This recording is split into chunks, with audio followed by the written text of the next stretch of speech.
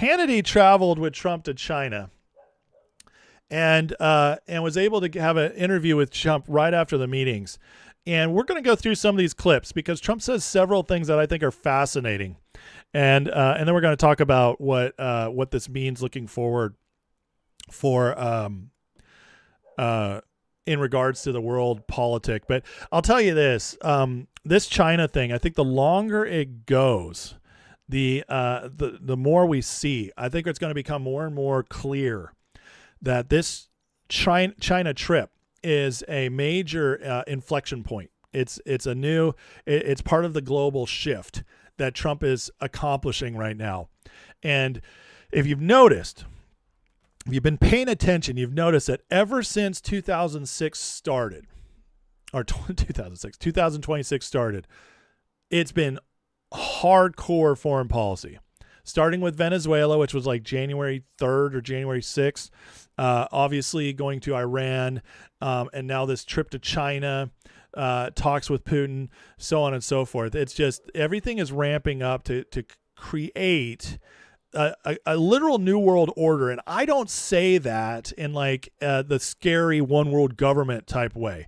I just literally mean Trump is reshaping the economic world order, the geopolitical world order. And it's actually in a way that's heading more towards sovereignty and which is ultimately going to be very good for the entire world, but especially good for the United States.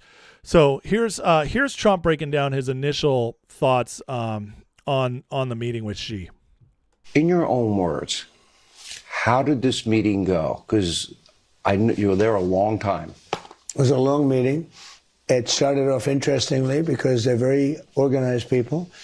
And as you know, we have about 30 of the biggest business leaders in the world, biggest everything, I mean, you name it, from chips to planes to everything.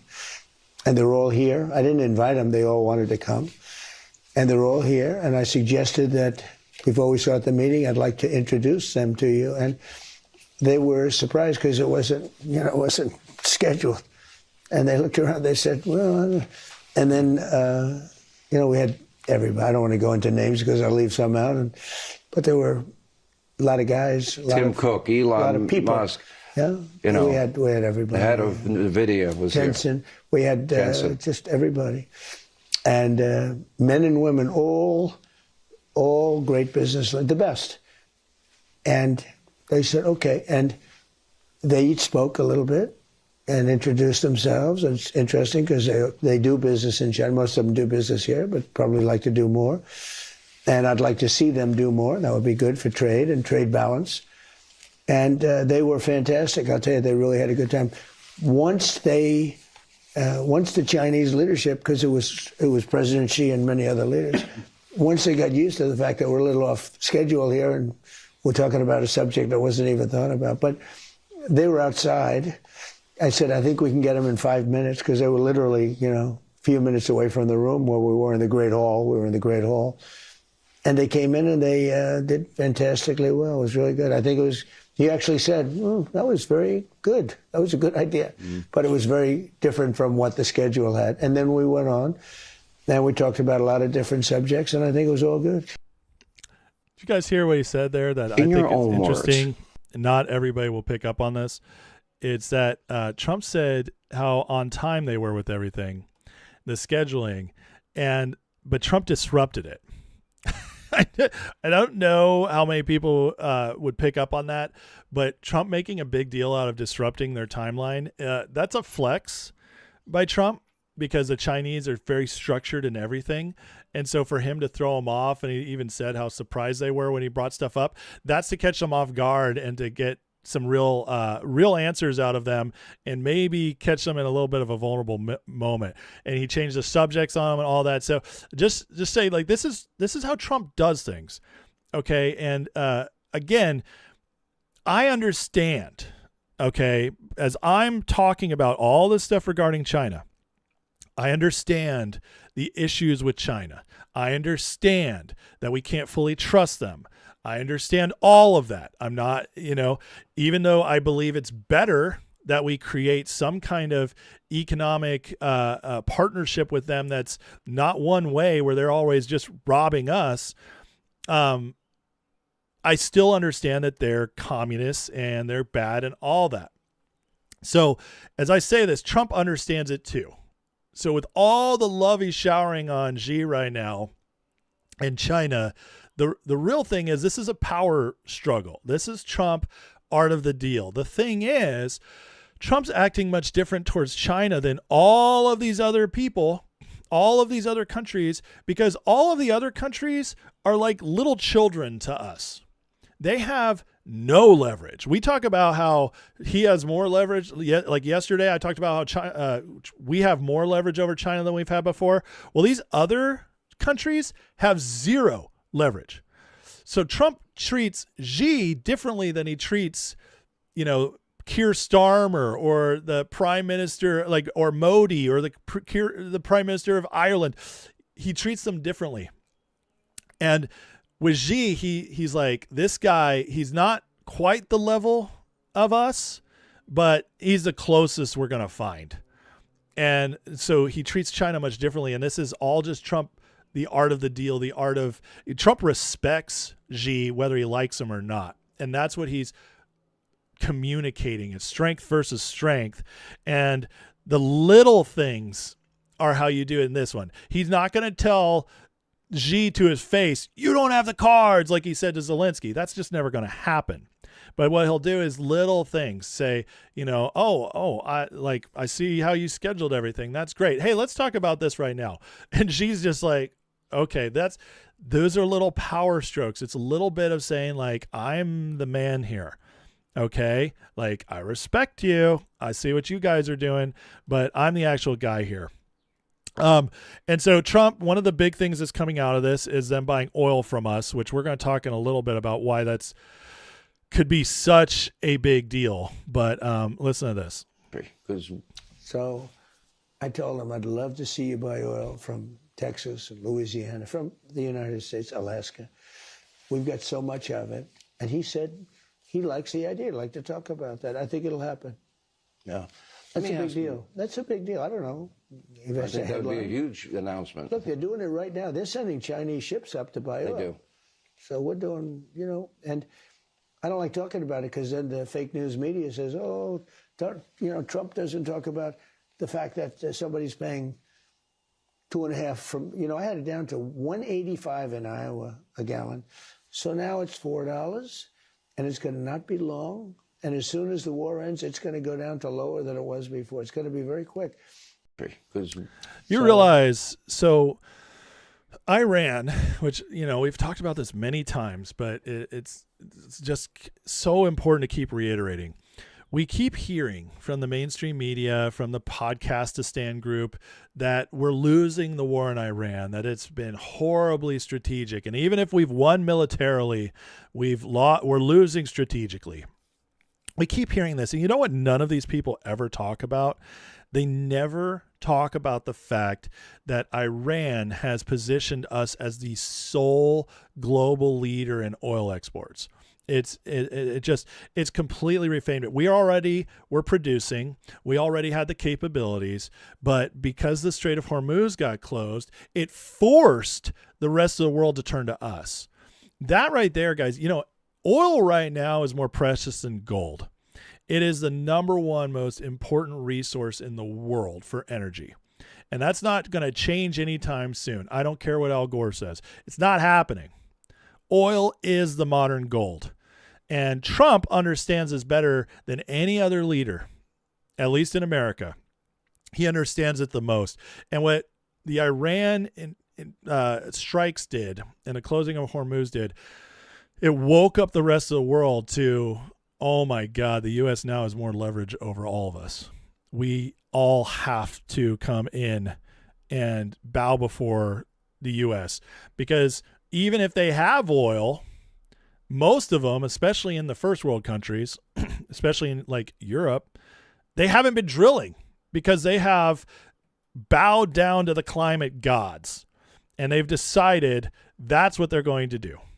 Well, Trump, since China doesn't have that much oil, Trump has just completely reframed the leverage for everywhere. And now he's gone to China and he's like, you guys got your cheap oil from Venezuela, Iran. Now you're going to get it from us.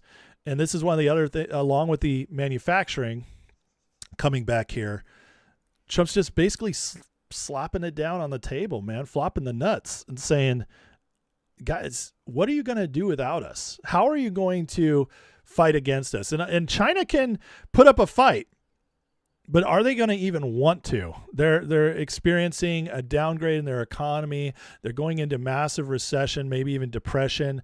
Their real estate is destroyed, and now we're the energy because of Iran and Venezuela gone. So Trump's reshaping the entire world, and this alone makes Iran worth it. This one thing alone, like even the nuclear stuff, like we got to get that. That's a big part of it, and that's not done yet. And we're going to get to where we're building up to that in a minute here. But the strategic aspect of us, the world becoming reliant on the U.S. for oil now is the most important thing, and it made it all worth it. So, because now we have way more leverage, not only over UK and City of London, but also China in a major way. Now, this is interesting. I showed you guys yesterday the difference in reception for Obama versus Trump, how China treated him. Well, now we are getting Trump talking about a lot of this stuff as well. Some of this came out of Xi's own mouth, but because Xi speaks Chinese and I don't want to go through the translation, I'm going to let Trump explain it to you. But listen to what he has to say about how President Xi and the Chinese talked about Obama and Biden. Out of this summit. America, I'm sure, watched the reception, and I'll do a side-by-side of the reception of then President Obama. He doesn't respect Obama. Nobody does. Highly overrated, and he's a divider. Biden will go down as the worst president in history because I think what he did on the border. And how do you explain your relationship with President Xi? Because it seems as cordial as it can be. He doesn't seem like the warmest guy in the world on the outside. He is. He's warm. I mean, look, he's smart. He's a very smart person. But we have a good relationship. No, he has to respect somebody. He's no games. He's not like, let's talk about how did the Yankees do last night? Okay, who cares? They don't care. He's all about China. It's, but their economy it's a consummate thing. So the continued exposure of Obama is really ramping up right now, just as we covered earlier in the week with Trump's True Social storm. Here is more Trump on Obama as he was boarding Air Force One. I terminated that deal. And if I didn't terminate Barack Hussein Obama, if I didn't terminate that deal, Iran would have had a nuclear weapon 2 years ago. As you know, that deal long expired. It was taking the most years doing it, and after your bombing, then you know what? I'll tell you what. I know you backed Obama, which shows what a fraud you are, because that was the worst deal. They would have had a nuclear weapon within a period of a year and a half after I terminated it. If I didn't terminate that, and if I didn't send the B-2 bombers in 9 months ago to obliterate, one thing that did happen, which was very nice, the top person in Iran representing them was the top person.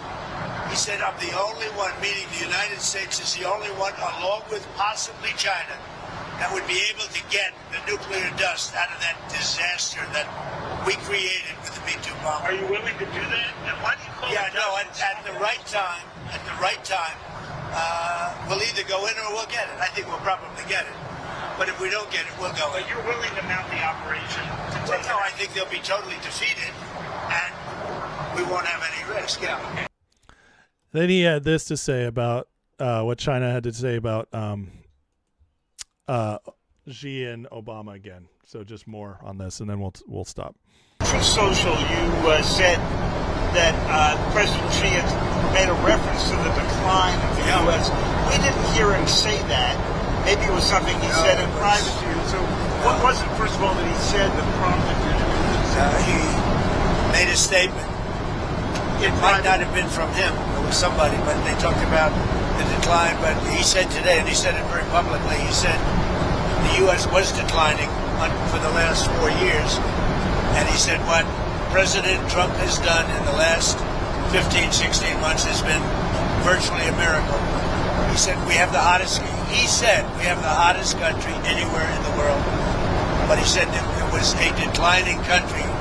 Under Joe Biden, he said we had a seriously declining country, which we did, with people pouring in from all over the world, from prisons and everything else. He said what President Trump has done has been a virtual miracle. It's the hottest country anywhere in the world, and it is, yeah. Okay, so regardless of whether Xi said it in those exact terms or not, okay, this is what matters. What matters is the spectacle of all this, okay? The getting it out in front of everybody. Everybody's watching Trump right now to hear what people are saying about China. And as Trump's building this bridge, as he's utilizing leverage over China, and I do believe we're going to see deals come out of this because China just doesn't have a choice, if nothing else, not because we can trust them, anything like that, but because of all the leverage Trump now has over them. But using all this as a contrast of the Obama-Biden years, and it's interesting he keeps going back to Obama. Think about this. Obama hasn't been president for 10 years. We had Biden in between. And Trump keeps going back to Obama. So this is all part of that exposure tour. Obama went to see Carney today, or not today, but this week. Remember, they were having a secret liberal strategy session, with Mark Carney, City of London, the globalists, all freaking out. Well, they're definitely freaking out that Trump just went to China as well. And the reason Trump keeps putting Obama on blast is because he knows they're still working to try to get this done, to try to take things back and get it back to where it was. And so he's reminding the people how bad it was, but he's also telling all of us that Obama's really been the one in charge this whole time in America of the Democrats and of our decline. And he's using China to do this. And whether Xi said this or not, you don't hear Xi coming out and defending it. President Xi hates Obama. China hates Obama. They hate the City of London system out of the UK EU. This is one of the reasons Trump gets along so well with China. Why they're bringing him in was, and that's not again. Please understand. I'm not saying China's a great place. I'm not condoning them, but we can't go in and take them over and finish all this. Okay, so we can't make them not communist. But what we can do is hopefully provide a better environment where over time the people forced to change grow out of it. So, but if we're tough on them here, where we're weeding out all the ways they've tried to steal from us, all the ways they've tried to infiltrate our government and buy our land, we're tough on them here. We have a good relationship as long as they mind their own business. That is significantly hurting the EU system, the City of London system. And it's pretty clear that Xi, Chinese government, they hated that too. And this is bringing us all together. And we're going to see another major sign of this here in a minute. But all of this is strategic. That's the main point in all this. And it's a reminder, like he's also signaling to Obama, like, your time's done. Your era's done. You failed. You absolutely failed. And it's a good reminder. It's a good reminder. And Obama's just getting more and more frantic. I mean, think about this. When he took Slotkin Buttigieg and himself and all these others up to Canada to speak with Mark Carney and all these other world leaders and stuff to reconnect with their handlers, the deep state, the true City of London system that's been stealing from us for so long. When Obama just did that, that's panic. Okay. The midterm momentum is changing. Trump's going to China. Iran is the chokehold on Iran is hurting EU more than anybody else. And all their subordinates, whether it's Australia, New Zealand, Canada, India, this is who it's all hurting the most. Trump's not going to any of those places trying to figure this out. He went to China.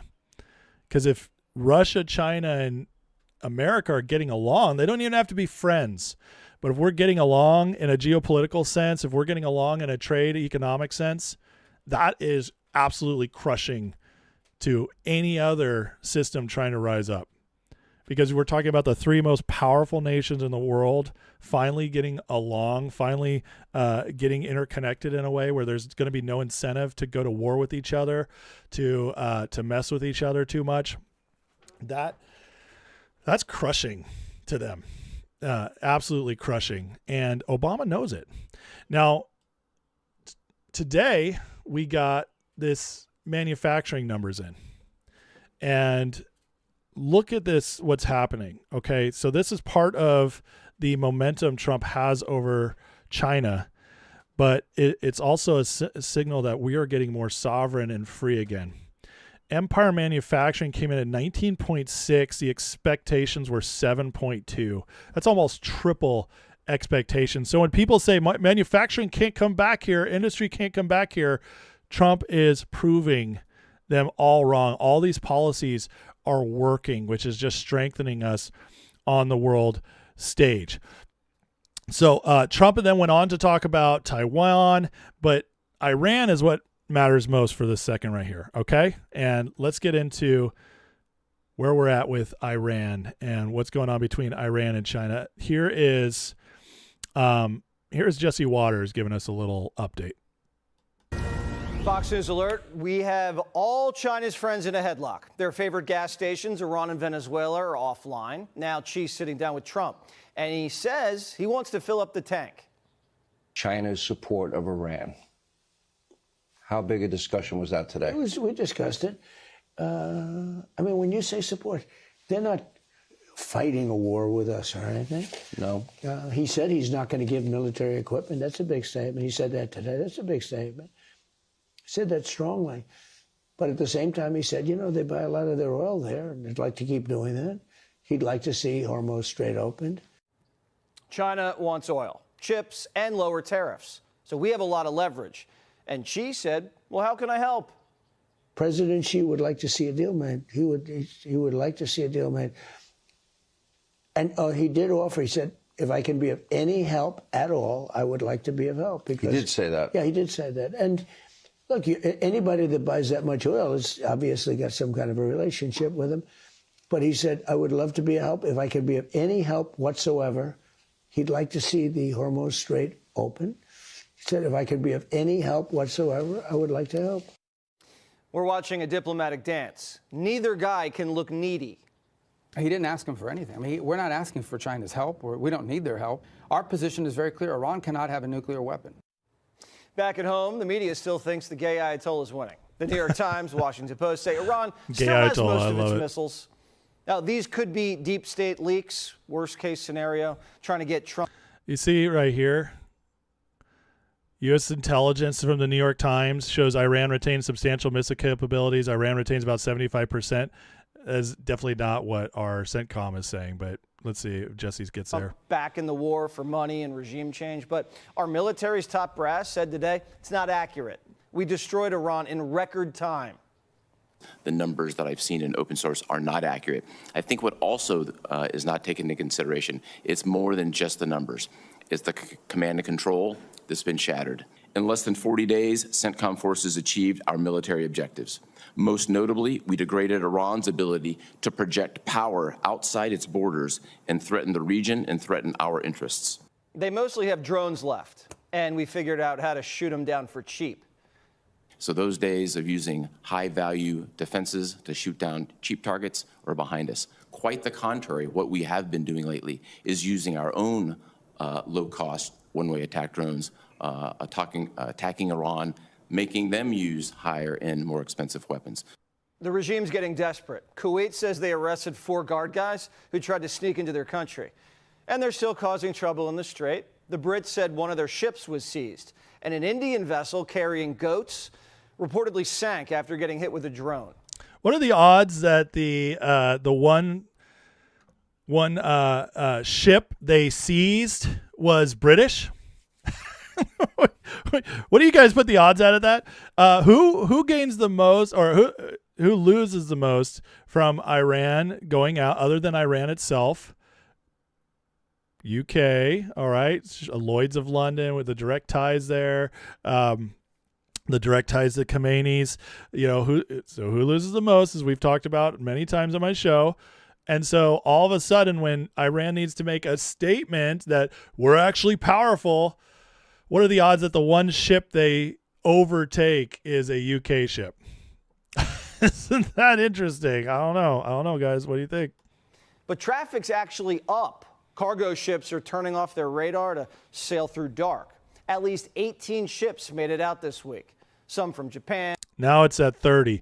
So traffic is picking up. Iran needs to make a statement, and they somehow caught a British vessel. Funny. And some from India. And our wall of steel's holding strong. 70 cargo ships were turned around. 90% of Iran's sea mines destroyed. And their mosquitoes, they're getting swatted. Capability have been significantly degraded. If I just use my own professional experience, in 100 transits through the Strait of Hormuz, you would typically see 20 to 40 fast boats, and lately we've seen 2 or 3. They went from swarming the strait to hiding in the shadows. Now the Iranians are choking on their own oil. Karg Island. We've seen that there have been no loadings in the past 3 days. We believe their storage is full. None of the ships are getting out. None are coming in, so they're not able to store oil on the water. So they're going to start shutting down their production. I think that they are on their last legs, and the blockade, President Trump's blockade, has been a resounding success.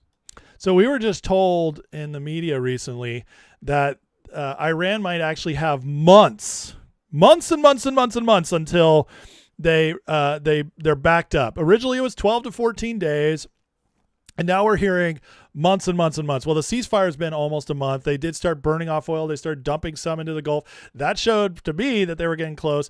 And then we're starting to hear from Bassett and others that they're almost at the cap, especially on Karg Island. And this is one of those moments where you got to decide, who do I trust? The media, who has lied to me for 50, 60 years, maybe longer, or the administration who's actually getting stuff done. It's one of those he said, she said things, but I believe what we're starting to see is the pressure is actually mounting up on Iran. And listen to this last part. Cuba could be next.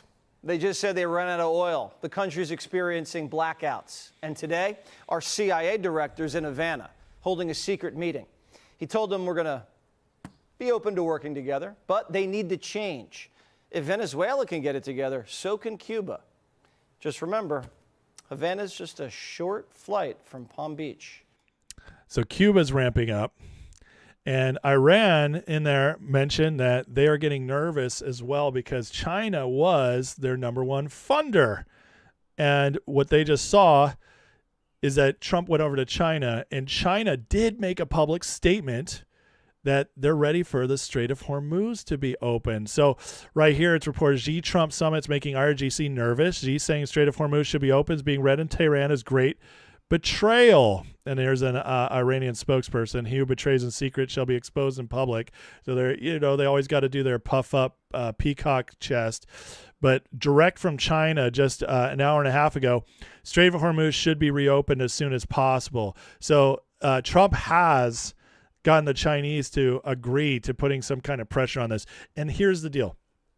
Even if the Chinese do nothing, as long as they're not bringing them weapons, and as long as they're publicly making the stance that we want this Iran thing over, that's enough for us to have an excuse to finish this without China getting involved. Nobody can use China as an excuse anymore or look to China for help anymore.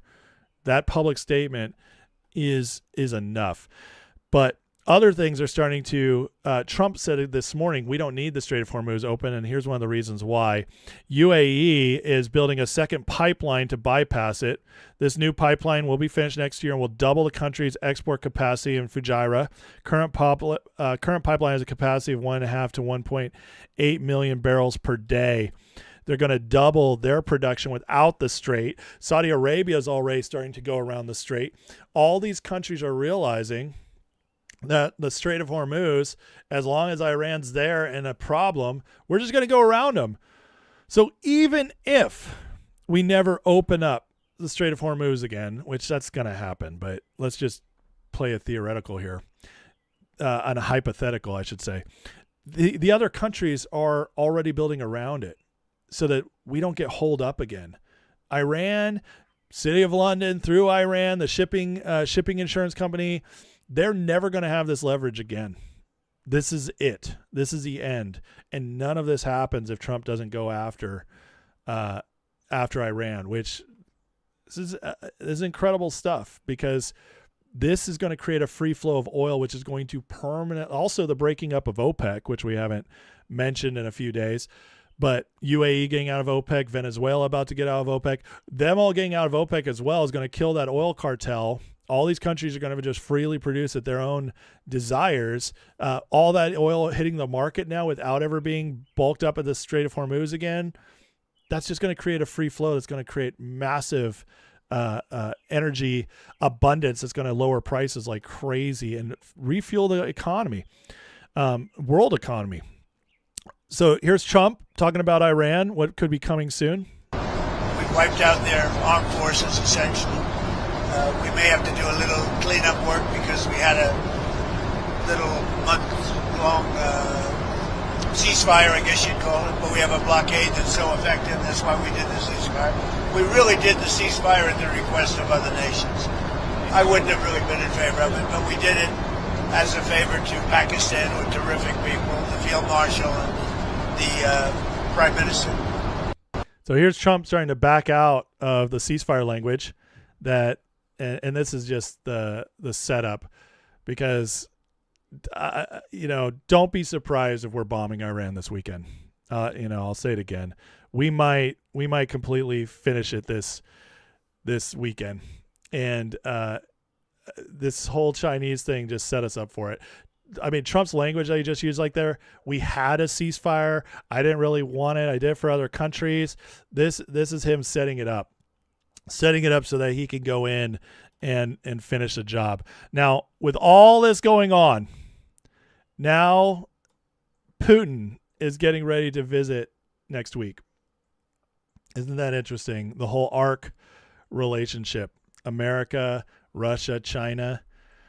Well, we just set things up with China, and now Russia's going there. It's fascinating stuff. Now, I know China hasn't had the same, what's the word I'm looking for?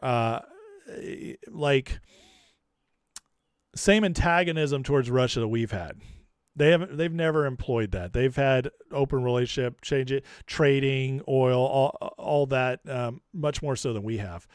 But the fact that he's going there to visit after this, is it possible that Putin's going to go talk to Xi behind the scenes?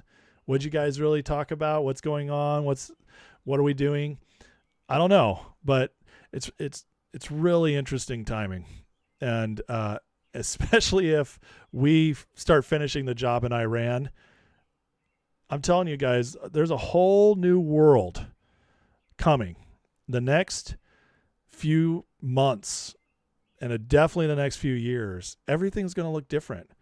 We're exposing the world order for what it actually was, not what we were told.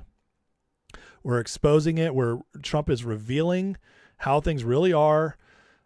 We were lied to. We were all educated wrong. Like, we were given half-truths, used to psyop us, used to put us into fear, used to get the American people in a place where they just wouldn't support certain actions. But it's all falling apart really quickly. We're going to find out very soon that Putin, once we're going to create a relationship with Putin that's going to be like, maybe this guy wasn't as bad as we thought. And a lot of Americans are going to wake up once that happens. And once things get better here, once the Iran war is over, or Iran operation, I should say more accurately, once that's over, oil prices are going down, way down. And I think we're going to see $50-$40 a barrel by the end of the year. That gets oil back down to $2 a gallon. Gas prices. So then the economy can just go nuts. And then Cuba. Well, here's not DNI.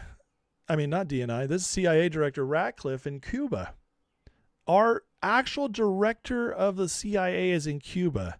Interesting timing, right? Again, with Tulsi Gabbard, what happened the other night with her, this this incorrect story that was trending everywhere, how the CIA raided Gabbard's office, and turned out it wasn't true, but even Rep Luna bid it.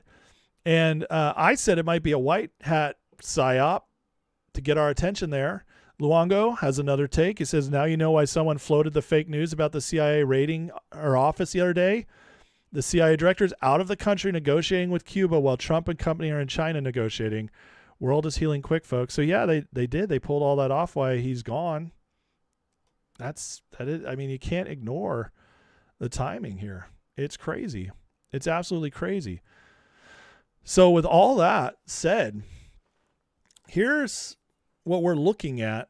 I just ran a little run through with Grok about what things could actually look like if Trump pulls all this off. And it's pretty fascinating. So according to Grok, if we get relations with China and Russia, like new geopolitical economic relations with them that are stronger, while also, say, pulling out of NATO and getting the world's oil flowing, this is what we could be looking at. So Grok wrote, combination delivers multiple reinforcing tailwinds, positioning U.S. as a clear winner in a transactional multipolar trade system. Energy prices will fall sharply and sustainably. Unrestricted State of Hormuz, a broken OPEC unlocked full production from Gulf producers, adding millions of barrels per day to global supply. It says oil prices settle into a lower range, potentially 60 to 70 per barrel or below. I'll tell you right now, way below, because we were at 60 before this even started. So Grok is definitely not being aggressive enough. But American households will get immediate relief at the pump, utility bills, while energy-intensive industries, manufacturing, trucking, ag, aviation, chemicals see major reduction in operating expenses. This is like a broad-based tax cut boosting consumer spending, corporate profits, and hiring. Shipping and logistics costs drop across the board. Every major choke point free of geopolitical friction. Insurance premiums, rerouting delays, freight rates decline significantly. Our exports become more competitive. Imports from all partners arrive cheaper. Deeper partnerships with Russia and China amplify these gains. Sanctions relief, joint projects with Russia open access to abundant energy, minerals, Arctic resources at favorable terms. Trade with China stabilizes, expands predictably, providing reliable markets for our goods while reducing our export controls and supply chain risks. NATO withdrawal directly impacts fiscal savings. We have U.S. no longer shoulders disproportionate burden of alliance spending, freeing tens of billions annually for domestic priorities or debt reduction. Europe assumes its own higher defense costs. Continued tariff-based trade with U.S. ensures transatlantic economic link remains intact without previous imbalances. Net result, stronger U.S. growth, lower energy and logistics costs combined with expanded export markets, reduced overseas commitments, support higher GDP expansion, lower inflation, broader industrial resurgence. We're already a net exporter with robust domestic production. Geopolitically, world moves towards clearer spheres of influence and bilateral deal-making. A neutered Iran removes a persistent threat in the Middle East. Russia and China gain economic breathing room. Europe adapts to greater self-reliance, benefits from cheaper energy and open sea lanes. In this projection, U.S. economy emerges significantly stronger. Abundant, cheap energy, frictionless shipping, new high-value partnerships, lower overseas burdens create a virtuous cycle. Cost savings, export growth, and domestic prosperity. That's what Trump's doing, friends. It's incredible to see. And just one of the reasons I am extremely, extremely bullish on the next few years is I do see this all being part of leading to the golden age Trump is talking about. If you were going to create a golden age for the United States, you would do exactly what Trump's doing right now. And that's something to be excited about and optimistic about.